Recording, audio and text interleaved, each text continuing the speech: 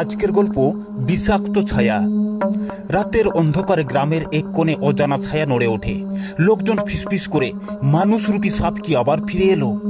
গ্রামের খেজুর গাছের নিচে রহস্যময় ছায়া ঘোরাফেরা করে। বাচ্চারা ভয়ে বাড়িতে ছুটে যায়, বাতাসে ছড়ায় আতঙ্ক।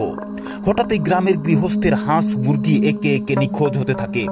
সবাই সন্দেহ করে এই অদ্ভুত ছায়ার পেছনেই লুকিয়ে আছে রহস্য।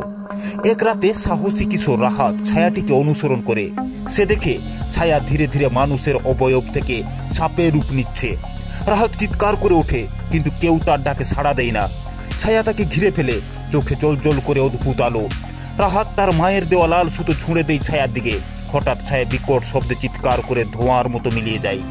পরদিন সকালে গ্রামের সবাই দেখে খেজুর গাছের নিচে পড়ে আছে একটি পুরনো সাপের চামড়া। রাহাতের সাহসিকতায় গ্রাম আবার শান্ত হয়ে রহস্যের ছায়া কেটে যায়। সাহস আর বুদ্ধি দিয়ে অন্ধকারের রহস্য জয় করা যায়।